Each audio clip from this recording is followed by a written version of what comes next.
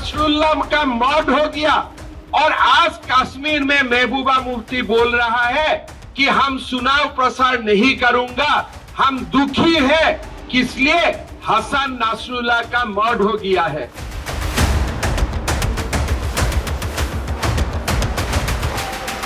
भाइयों और बहनों, आप लोग सुन रहे हैं, देख रहे हैं, अभी जो हमारा इजराइल और पैलेस्टाइनियों का बीच में जंग सड़ा हुआ है।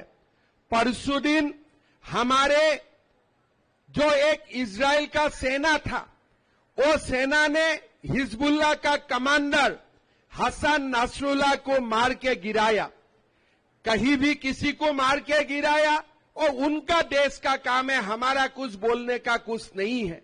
लेकिन वहां में हसन नासरुल्लाह का मर्डर हो गया और आज कश्मीर में महबूबा मुफ्ती बोल रहा है कि हम चुनाव प्रसार नहीं करूंगा, हम दुखी है किस लिए हसन नासरुल्लाह का मर्डर हो गया है। मैं महबूबा मुफ्ती, फारूक अब्दुल्ला, राहुल गांधी सबको पूछना चाहता हूं, जब हमारे कभी कोई जगह में हिंदू का मर्द होते हैं, आतंकवादी हिंदू जवानों को मारते हैं, तब आप लोग दुखी होते हैं कि नहीं होते हैं, ये कृपा करके हमें बताइए। भाइयों और बहनों, ये जो देश है, हमारा देश का जो राजनीति है, ये राजनीति राहुल गांधी ने एक अलग रास्ता में लेके गया है। आप लोगों को मालूम है, जब लोकसभा चुनाव हुए थे तो भारत का संविधान सिर पर लेके घूमते थे कि हम संविधान को मैं बसाने का काम करूंगा, संविधान को रक्षा करूंगा, आरक्षण को मैं खत्म होने नहीं दूंगा। लेकिन थोड़ा दिन पहले राहुल गांधी अमेरिका गया और वहां जाके बोला कि भारत में एक दिन आएगा जो दिन शेड्यूल ट्राइब का आरक्षण खत्म हो जाएगा। मैं राहुल गांधी को बोलना चाहूंगा, ये शेड्यूल कास्ट का आरक्षण, शेड्यूल ट्राइब का आरक्षण आपने नहीं दिया था, ये बाबा साहेब अम्बेडकर ने दिया था। ये आरक्षण आपको खत्म करने के लिए 10 बार भी जन्म ले तब भी आप ये खत्म नहीं कर पाएगा, ये आप सुन लीजिए। आज यहां आके वो लोग हरियाणा में आके बोलते थे कि हमारे अग्निवीर का क्या होगा। अभी अग्निवीर का नाम नहीं लेते हैं, किस लिए? अमित शाह जी ने बोल दिया है कि अग्निवीर पहले भी नौकरी में थे, अभी भी नौकरी में रहेगा और 7 साल तक पूरा पेंशन का साथ अग्निवीर नौकरी करेगा। जब ने अमित जी ने ये बात बोला, तब भी राहुल गांधी वो बात उठाने के लिए भी वो भी भूल गया है। राहुल गांधी ये देश को ये देश का बंटवारा करना चाहते हैं, ये देश को वो एक तरफ लेके जाना चाहते हैं, जो रास्ता में जाने का हमारा कभी भी मंजूर नहीं है। आप देखिए, कांग्रेस का नेता नामांकन करने जाता है और पाकिस्तान जिंदाबाद का स्लोगन सुनाई देते हैं।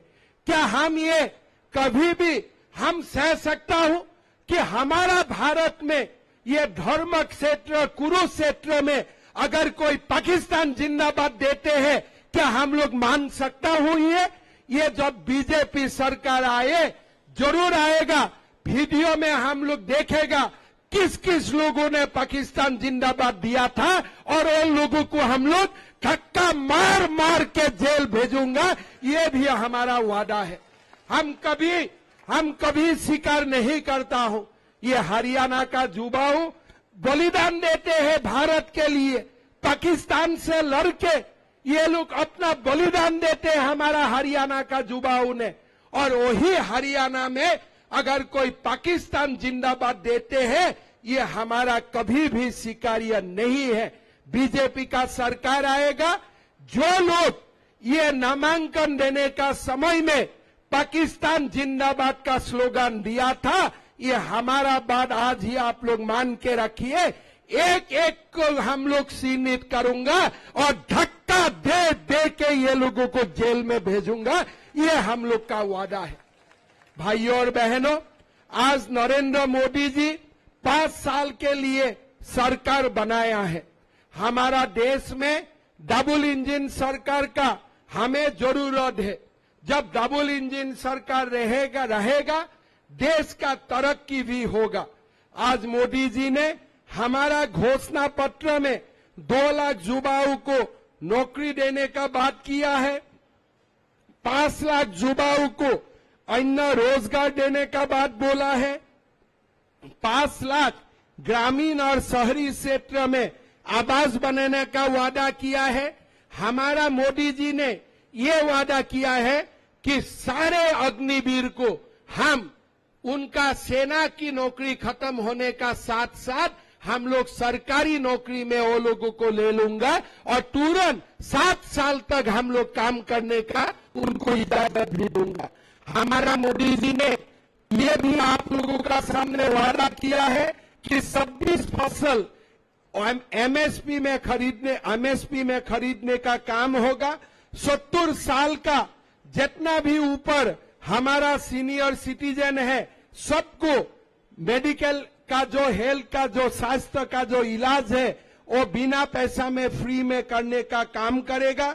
हमारा यहाँ का जो पेंशन है वृद्धावस्था सम्मान भाता विधवा पेंशन सारे कुछ बढ़ाया जाएगा। और सबसे जो बड़ा बात है कि हरियाणा का विकास के लिए सोनीपत में 3,300 एकड़ भूमि पर अत्याधुनिक औद्योगिक एवं वाणिज्यिक टाउनशिप भी बनाया जाएगा।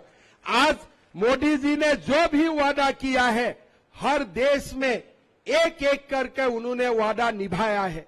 लोकसभा चुनाव में वो वादा किया था कि एक बार हमारा सरकार आ जाएगा हम पेंशन स्कीम का जो भी प्रॉब्लम है उसको समाधान कर लूंगा।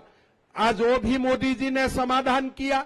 मोदी जी ने बोला था कि हमारा सरकार आएगा तो 70 साल का ऊपर सभी बुजुर्ग को आयुष्मान भारत चिरायु आयुष्मान भारत में सारे लोगों को योगदान ले लिया जाएगा। वो भी वादा उन्होंने निभा लिया।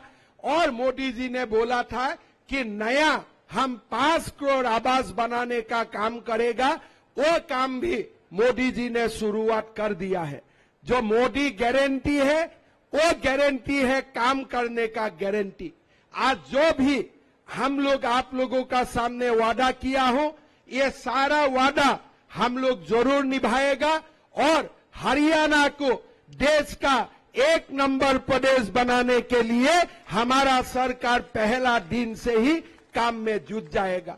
आप लोग जानते हैं हमारा हरियाणा का मुख्यमंत्री जी नायब सैनी जी एक साधारण व्यक्ति है। साधारण घर से वो आते हैं और गरीब मध्यम वर्ग लोगों का समस्याओं को समाधान करने के लिए छोटे ही टेन्योर में जो भी संभव है वो सब कुछ करके दिखाया है। मैं आप लोगों से आशीर्वाद मांगूंगा कि मोदी जी को वोट दीजिए। हमारा देश का धर्म हमारा देश का संस्कृति और हमारा देश का परंपरा जीवित रखने के लिए आप लोग मोदी जी का हाथ को शक्तिशाली कीजिए। आज आप लोग सब जानते हैं हमारा निखिल मदान जी 4 साल उन्होंने मेयर का काम किया। हमारे सोनेपत में 500 करोड़ से ऊपर विकास का काम किया है। युवा साथी है, देश को युवाओं का जरूरत है और निखिल मदान जी को आप लोग जिताइए।